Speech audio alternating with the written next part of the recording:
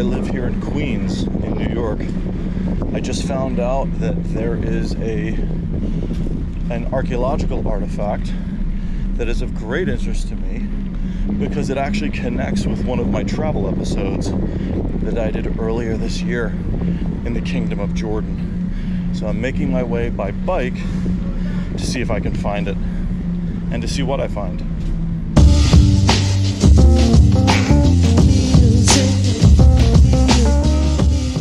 I'm going to a park that I've been going to for probably the majority of my life, having no idea that there was a connection between ancient Rome and thus ancient Jordan. Just out of the field of view of where I've hung out since the 1990s. This is a park where I was making videos back then, skateboarding, juggling, and just all kinds of shenanigans. And I had no idea that there was this exquisite artifact right in the heart of the park. So I'm currently riding out to Flushing Meadows - Corona. Today is the final day of the US Open at the Arthur Ashe Tennis Center here in Flushing Meadows. Of course, that is not why I'm here. There is a ton of activity. And I'm trying to avoid that all because I'm here for something much more obscure and much older.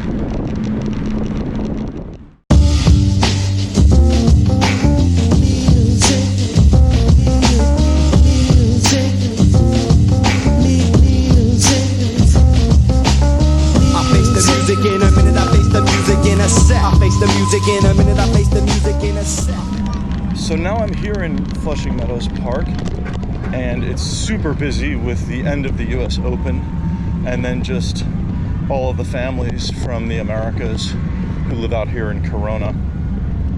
And now I am looking for the column of Jerash, which is a limestone Roman column from the city of Jerash in northern Jordan, where I was back in March, if any of you have been following this vlog series. So now I am circumambulating the Unisphere, which is the main relic of the 1964 and 1965 World's Fair that was headed by the notorious Robert Moses. And I have a vague idea of where the column is, but I don't know exactly. And I want to just wander around until I find it. I haven't been here to Flushing Meadows in a good few years. I was actually last here when I left for the pandemic. I left during the lockdown in 2020, and I drove out here and I took a photo of my van in front of the Unisphere before I fled New York. And I kind of forgot just how big this park is. It is freaking vast. And the column is not as easy as I first thought it would be to find. But I actually like that it's challenging. Just cruising around on these gravel paths. And the park is extremely verdant and humid today. There are cops everywhere because of the US Open. I mean, I have to wonder if I've seen this column before and just never thought anything of it. That it's just so well blended into the park. Just sort of a visual fixture that I was perhaps oblivious to it. I'm kind of wondering, I'm like, when I read about this, I was looking up connections between ancient Rome and New York City, and I stumbled upon this in the Google results, and I was like, oh my god, I gotta come find this.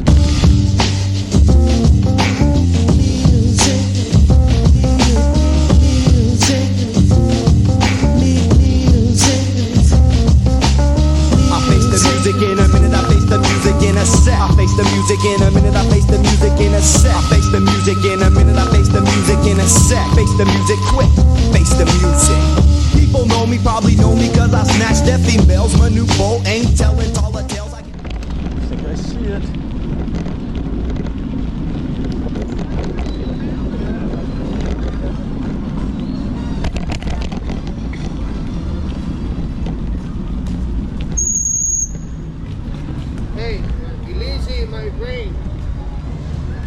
Oh wow, it is closed off. It's fenced off. and the capital is taken off. So here it is. But it is fenced off, and the Corinthian capital is gone. Interesting. Here along the bike and footpath is the plaque that denotes the column's significance, and it explains that it was a gift to the city of New York and to the World's Fair by His Majesty King Hussein of Jordan, the Hashemite king to be specific. And this is extremely interesting, but definitely a bit of a disappointment. That's the risk you take when you're doing these sorts of things. I had no idea, from what I'd been researching, I had no idea that the column of Jerash would be fenced off, and that it looks like it's only about 2/3 of its full height. It seems to be that the top drum was taken off, maybe for preservation. But it does have, I love that it's got a New York City Parks Department sign here, the column of Jerash. There's a very interesting story behind the column, and despite that the site definitely doesn't look so great, I'd love to just tell a little about what I've read. So the column was actually sent by the king after the idea was presented to him by a man named Hugh Auchincloss, who was a very wealthy, famous New Yorker at the time in the early 1960s. And he was touring the Middle East to talk to different monarchs and autocrats and other leaders to see if they would want to be involved in the 1964 and 1965 World's Fair here in Flushing Meadows. And the King of Jordan was very much interested in the idea of being a participant in the fair, and he had this idea of giving this giant Roman column from Jerash to the city of New York. Now, there are a lot of interesting stories about the column, one of which is that the column that actually sits here today in 2023 was not the original column that was actually promised by the Jordanian monarchy to the city of New York. It's actually a good bit smaller than the one that was supposed to be sent to appear in Brooklyn and transported overland here to Flushing, which is quite a bit inland in New York City. And apparently the story goes that when this column arrived in its a sort of like trifurcated limestone drums, with the base, and then obviously would normally have had the Corinthian capital. The men who received it realized that it actually wasn't the column the king and his court said that they were going to send, but they decided not to say anything because the World's Fair was of course being run by Robert Moses, and they did not want to piss him off by telling him that they actually had the wrong piece of antiquity that was sent by the kingdom. And a really interesting story, which is really relevant to me and to my travels earlier this year, is that this was at first and for many decades said to be from the Temple of Artemis, which is the Roman goddess incarnated as Diana in ancient Rome. Artemis was obviously her Greek name, and the Temple of Artemis is probably the most exquisite site, I think, in all of Jerash, which I'll link to that vlog at the end of this video. But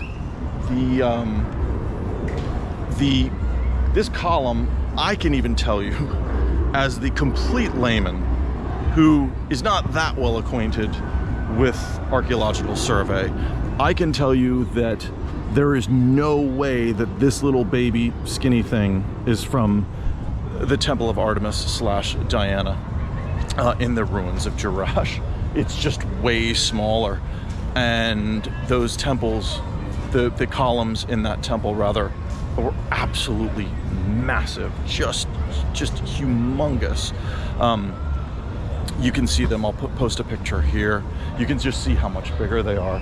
So this column is what is known as archaeological diplomacy, and this column was given to New York at a very interesting time, because there was a lot going on in the Middle East back then, and also things like the Cold War and the space race between the US and the Soviet Union were in full effect.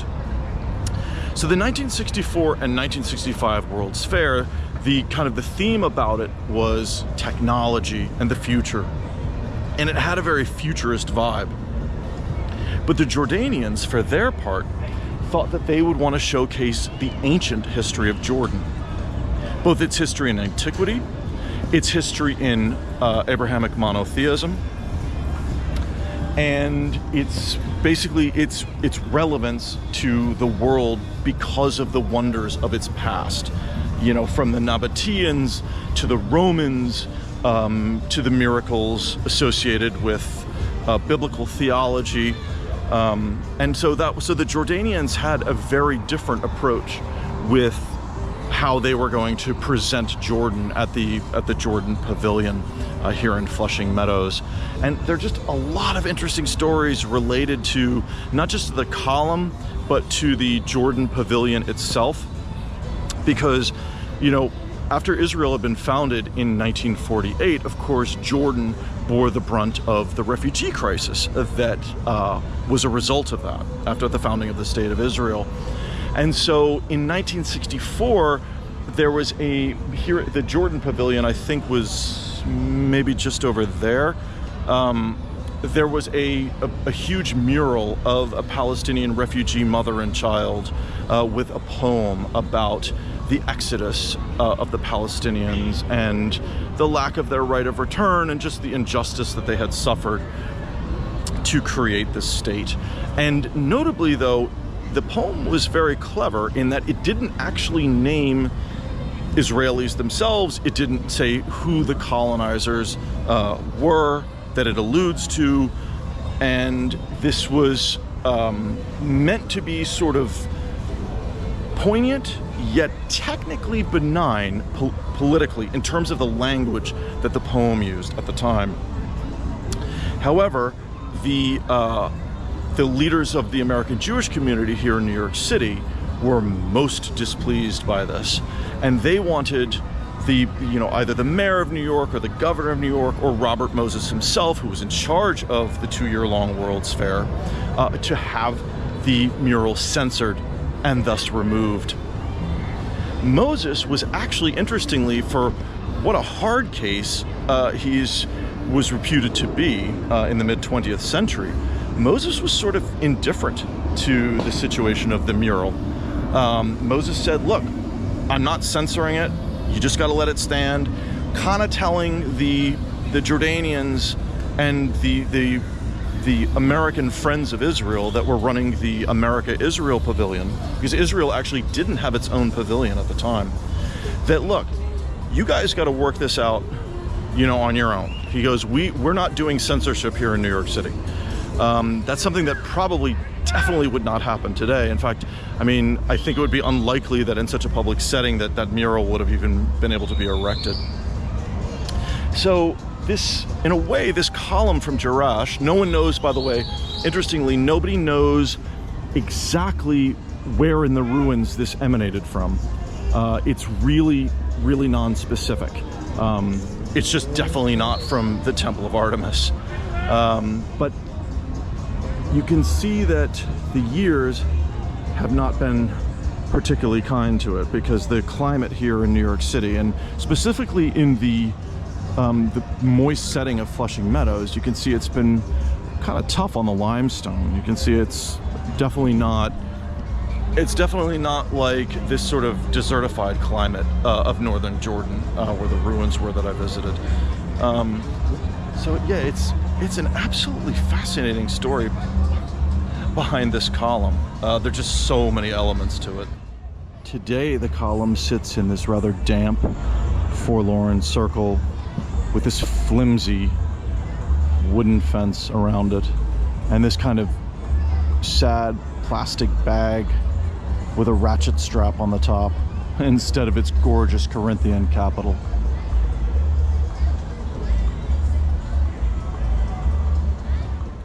Something else actually that this column represents, and the Jordan Pavilion that had been here for 6 months, 2 years in a row in the mid-1960s, is that this is essentially what kicked off Jordan's modern tourism industry. When the kingdom wanted to get Americans and other Westerners to come to Jordan for its biblical history, its Roman history, its Greek history, its Nabatean history, which I would imagine was probably hitherto unheard of by the average American at the time. Most people weren't aware of the Nabatean history until Indiana Jones and the Last Crusade. But this is really an interesting relic that it's just in this New York City park, and everyone that is walking by here is definitely not paying attention to this poor old thing. I'm sure the wooden fence is definitely not helping. I mean, no one's, why would you be curious about something that is so fenced off when you're just here to listen to salsa music and play volleyball and whatever all the other festivities people are up to, or here to see the US Open.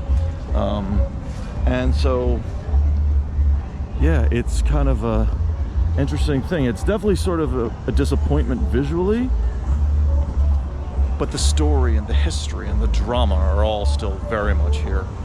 So that, I think, made this definitely worthwhile. And I love that I could just ride my bike from my apartment. I had no idea that I lived this close to a piece of ancient Rome. In great contrast to the column of Jerash, here you have the giant bronze Rocket Man sculpture. And this is kind of an interesting artistic style where you have a figure who looks like he's something that's sort of evocative of the artistry of ancient Greece, yet he is throwing a rocket through a ring of stars. And this was actually made in 1963. I don't know if it was before or after the Kennedy assassination in November of that year, but it kind of tells the story of the space race between the United States and the Soviet Union that was fully a hot part of the Cold War at the time. And I don't know, this thing is pretty cool. It's absolutely massive. It's just this hulking bronze man kind of floating over a part of the park. And I love that it's on something, the address is something like Astronaut Circle on Herbert Hoover Way. It just, I mean, it doesn't really get much more 20th century than this.